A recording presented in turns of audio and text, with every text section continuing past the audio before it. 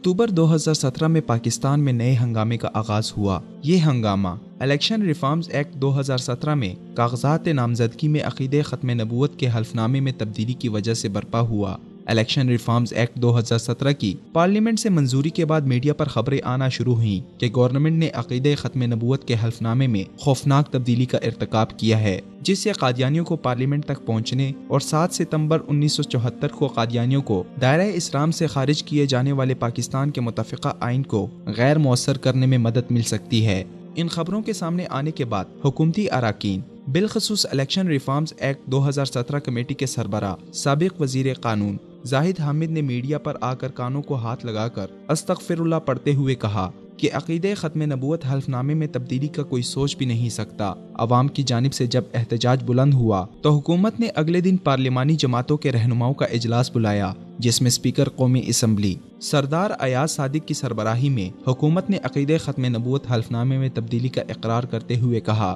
کہ کلیئریکل غلطی کی وجہ سے ختم نبوت حلف نامے میں تبدیلی ہوئی۔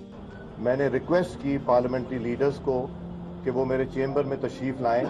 تاکہ ہم بیٹھ کے اس کنٹروورسی کو، یہ جو غلطی ہوئی ہے یا جو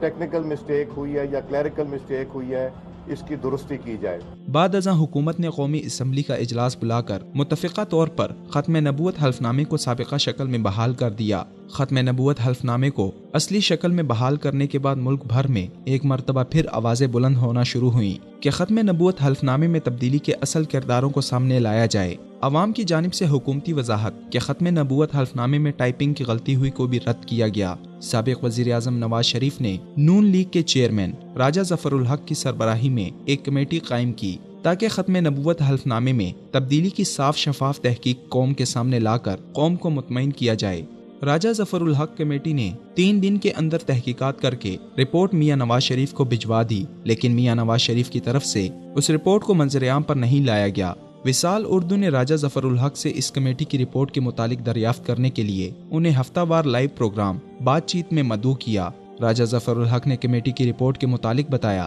کہ وہ میاں نواز شریف کو پہنچا دی گئی ہے، اب ان پر منحصر ہے کہ وہ رپورٹ قوم کے سامنے لائیں۔ تاہم جب ان سے پوچھا گیا کہ کیا واقعی ختم نبوت حلف نامے میں ٹائپنگ کی غلطی سے تبدیلی ہوئی تو انہوں نے کھل کر اقرار کیا کہ غلطی سے ختم نبوت حلف نامے میں تبدیلی نہیں ہوئی بلکہ عمدن اس کا ارتکاب ہوا۔ بالکل راجہ صاحب، آپ نے کمیٹی کی رپورٹ بھی میاں صاحب تک پہنچا دی، لیکن راجہ صاحب ختم نبوت کا مسئلہ اس قدر حساس ہے کہ دنیا کا ہر انسان قربان ہو سکتا ہے، کیونکہ رسول اکرم صلی اللہ علیہ وسلم پر ہمارے ماں باپ سب کچھ قربان ہے، تو ہم آپ صلی اللہ علیہ وسلم کی ذات پر آنچ پر جب کبھی آنچ آئے گی ہم کبھی برداشت نہیں کر سکتے۔ تو آپ کیا سمجھتے ہیں، آپ نے جو تحقیقات کی ہیں اس تحقیق کی روشنی میں کیا کسی فرد سے اس میں غلطی ہوئی ہے، جان بوجھ کر اس نے ایسا کیا ہے؟ میں نہیں سمجھتا کہ یہ 7 ایسے ہو گئے۔ جی، بعد ازاں مختلف دینی جماعتوں بالخصوص تحریک لبیک یا رسول اللہ کی جانب سے راجہ ظفر الحق کمیٹی رپورٹ کو منظر عام پر لانے اور ختم نبوت حلف نامے میں تبدیلی کے اصل کرداروں کو سامنے لانے کے لیے ملک بھر میں احتجاج کا سلسلہ شروع ہوا۔ چنانچہ سب سے پہلے تحریک لبیک یا رسول اللہ کے چیئرمین علامہ ڈاکٹر محمد اشرف آصف جلالی کی قیادت میں لاہور سے ایک کاروان نکلا جس نے اسلام آباد دھرنا دیا۔ وصال اردو نے ڈاکٹر اشرف آصف جلالی کو بھی پروگرام بات چیت میں مدعو کیا اور ان سے کاروان ختم نبوت اور اسلام آباد دھرنے کے مطالبات کی بابت معلوم کیا تو انہوں نے راجہ ظفر الحق کمیٹی کی رپورٹ منظر عام پر لانے اور پنجاب کے وزیر قانون رانا ثناء اللہ کے متنازع بیان پر ایکشن لینے کا مطالبہ کیا۔ لیکن اس کے بعد ہمارا یہ مطالبہ ہے کہ کیونکہ عقیدہ ختم نبوت پر معمولی آنچ بھی ہمیں برداشت نہیں۔ بالکل، یہ کون سے لوگ تھے کہ جنہوں نے انتخابی اصلاحات بل کے اندر اتنی بڑی گڑبڑ کی، عقیدہ ختم نبوت پہ حملہ کیا، پھر یہ سینٹ میں پاس ہوا، پھر قومی اسمبلی میں، تو ہم حکومت وقت سے اسی دن ہم نے مطالبہ کیا تھا کہ ان لوگوں کے نام پیش کیے جائیں اور پھر ان کو شرعی سزا دی جائے۔ تو یہ ہمارا دوسرا مطالبہ ہے کہ رانا ثناء اللہ نامی جو وزیر ہے پاکستان میں وزیر قانون، قادیانیوں کی حمایت کی بنیاد پر اس کو برطرف کر کے اس پر کیس چلایا جائے۔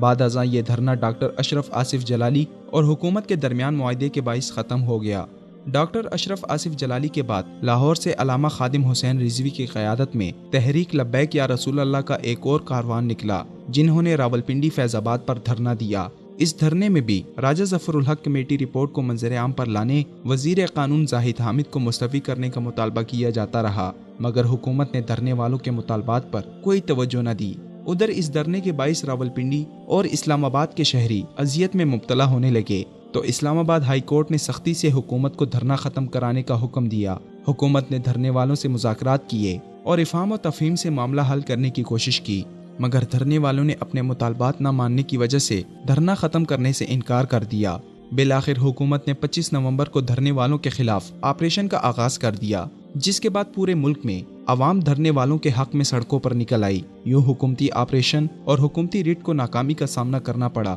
اور دھرنے والوں کے مطالبات تسلیم کر کے حکومت نے ایک معاہدے کے تحت دھرنا ختم کروا دیا۔ اس دوران حکومت کی جانب سے عوام کو گمراہ کرنے کے لیے وزارت داخلہ کی جانب سے اخبارات میں اشتہارات شائع کروائے گئے، جن میں ایک مرتبہ پھر جھوٹ بولا گیا کہ ختم نبوت حلف نامے میں تبدیلی کے ذمہ دار انتخابی اصلاحاتی کمیٹی اور اپوزیشن جماعتیں ہیں۔ اب سوال یہ ہے کہ اگر انتخابی اصلاحاتی کمیٹی اور اپوزیشن اس کی ذمہ دار ہے، تو پہلے دن جب ختم نبوت حلف نامے میں تبدیلی کا معاملہ قوم کے سامنے آیا تو اس وقت کانوں کو ہاتھ لگا کر سابق وزیر قانون زاہد حامد نے ختم نبوت حلف نامے میں کسی بھی قسم کی تبدیلی کا انکار کیوں کیا؟